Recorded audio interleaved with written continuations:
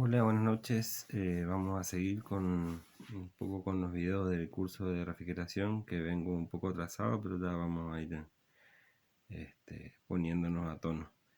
Vamos a hablar un poco de lo que veníamos hablando de, de los cambios de la materia y eso, para tener más en claro eh, el porqué de la refrigeración, ¿sí?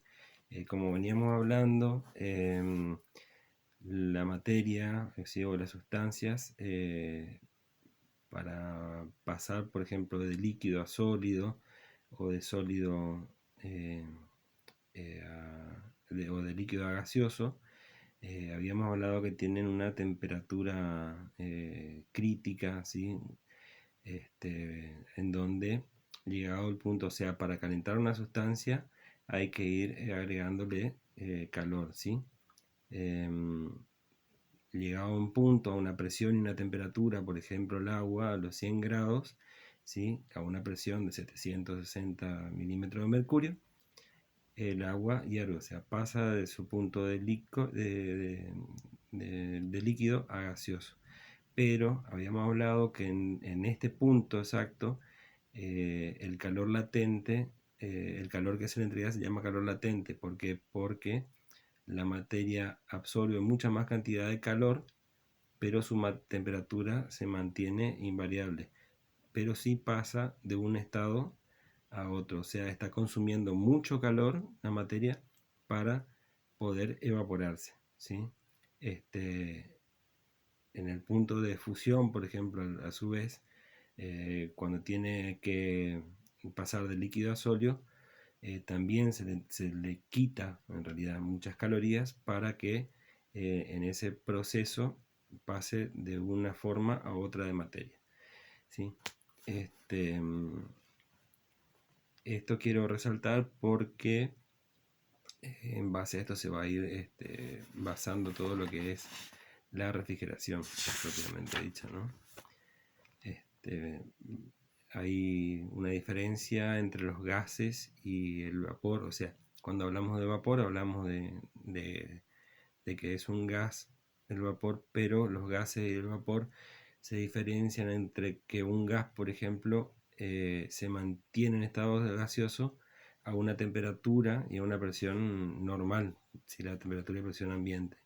En cambio, el vapor de agua, por ejemplo, tiene que estar a una temperatura elevada para estar en su fase gaseosa.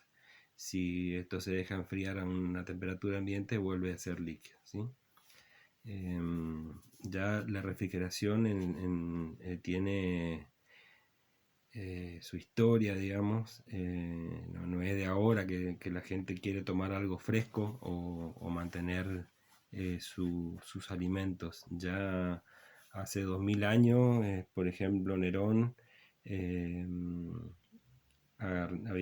mandaba hacer cuevas a donde ellos en esa época mandaban a sus esclavos y todo a las montañas a buscar hielo en invierno, ¿sí? Traían grandes barras de hielo que metían en las cuevas y cerraban esas cuevas para después, cuando llegado el verano, ir utilizando ese hielo para refrigerar las bebidas y la comida. Y los egipcios y los turcos también hacían esto, pero ya fueron más vivos y abrían las cuevas comenzado el invierno para que ya se vayan enfriando las cuevas para guardar el hielo. Y aparte cubrían con paja y con otras cosas para que el hielo dure más tiempo. Después, con el tiempo, empezaron a aparecer todos los métodos de refrigeración ya más, más modernos, por así decirlo, ¿no? Em, ¿Cuál es el objetivo de la refrigeración? El objetivo, o sea, el conjunto de métodos, de sistemas empleados para extraer calor de un cuerpo son los que constituyen la refrigeración. O sea, en refrigeración no enfriamos, sino que extraemos calor, ¿sí? Eh, por ejemplo, si un cuerpo caliente se enfría hasta una temperatura ambiente, Esto no es refrigeración, sino nada más es un enfriamiento. Para que pueda haber refrigeración, tiene que considerarse una extracción de calor bastante considerable para que la temperatura que tome este cuerpo sea inferior a la temperatura ambiente. A ver, qué es frío y qué es calor? Eh, Estos términos no son más que expresiones distintas de un mismo concepto. Como yo le decía en un principio, acá siempre vamos a hablar de calor, ¿sí? Porque hasta lo que para nosotros es frío, eh, por ahí en refrigeración todavía es calor. Un ejemplo simple de esto sería, por ejemplo, si agarramos tres tapercitos con agua, agarramos, acá ponemos uno a 10 grados, en el medio ponemos uno a 30 grados y acá ponemos otro a 50 grados. Si metemos la mano en el de 10 grados, un ratito, cuando pasamos la mano al de 30, vamos a decir, está más caliente. Ahora, si metemos la mano en el de 50 grados y pasamos al de 30, va a decir, ah, está más frío. ¿Sí? O sea que eh, nada más el frío o calor, hablando mal y pronto, es una expresión. Fíjense que de la misma manera, en el mismo tarro de agua estamos diciendo que es frío o que es caliente, ¿sí? Porque es una comparación, ¿sí?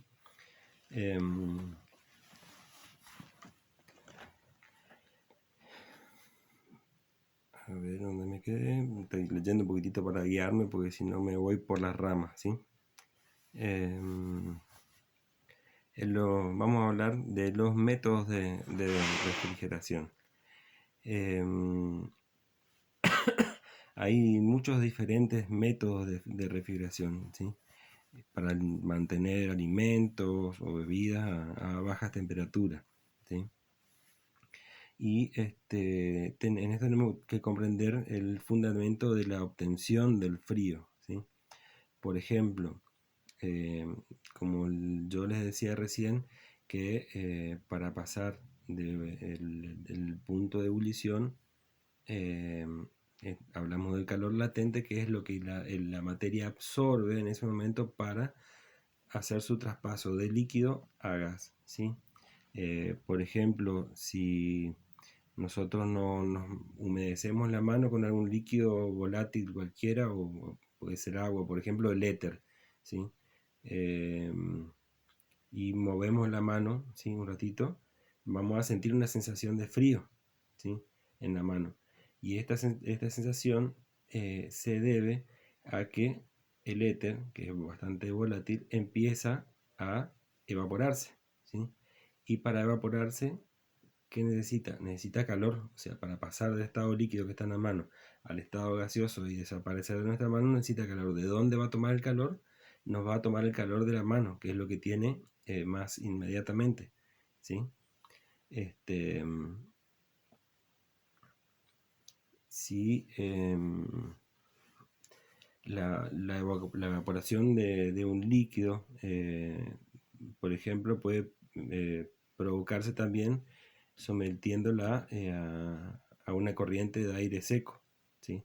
Pasaría lo mismo, si nosotros nos mojamos la mano y soplamos, sentimos más fresco que si nos soplamos normalmente. ¿Por qué? Porque el aire va a tender a evaporarse y para poder pasar a vapor también va a tomar calor de nuestro cuerpo, ¿sí?